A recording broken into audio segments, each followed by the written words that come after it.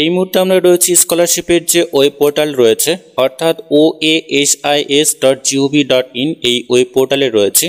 যে সমস্ত স্টুডেন্টরা তোমরা 2024-25 সেশনের জন্য অ্যাপ্লিকেশন করবে, এই মুহূর্তে একদম গুরুত্বপূর্ণ একটি আপডেট। 2024-25 সেশনের অ্যাপ্লিকেশন প্রসেস স্টার্ট হয়ে গেছে, অর্থাৎ চালু হয়ে গেছে।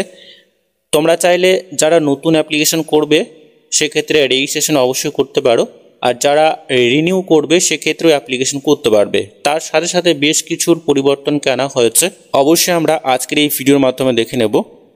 এখানে অর্থাৎ এই ওয়েব পেজে আসার পরে এখানে যে নোটিফিকেশন শো হচ্ছে, বেশ কিছু নোটিফিকেশন শো হচ্ছে এবং এখানে স্টুডেন্ট কর্নার বলে একটা অপশন রয়েছে। একাডেমিক সিজন 2024-25 এবং অ্যাপ্লিকেশনের সমস্ত প্রসেসগুলো এখানে দেওয়া রয়েছে। আমরা একটু নিচের দিকে চলে আসবো। নিচের দিকে যখনই তোমরা আসবে এখানে সেই গুরুত্বপূর্ণ যে আপডেটগুলোকে আনা হয়েছে বা গুরুত্বপূর্ণ নোটিশগুলো দেওয়া হয়েছে বা নোটিফিকেশনগুলো দেওয়া হয়েছে তার সমস্ত ডিটেলসটা এখানে রয়েছে। অর্থাৎ অনলাইন অ্যাপ্লিকেশন ইতিমধ্যেই চালু হয়ে গেছে।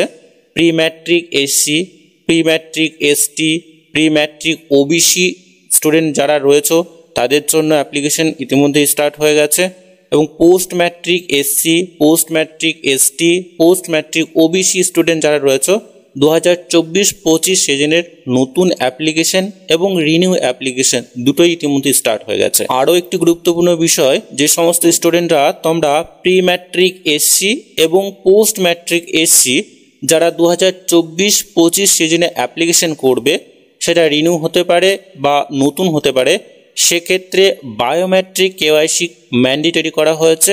অবশ্যই বায়োমেট্রিক কেওয়াইসি করতে হবে, অর্থাৎ আধার অথেন্টিকেশনের মধ্য দিয়ে কিন্তু সে অ্যাপ্লিকেশন প্রসেস সম্পন্ন করতে হবে।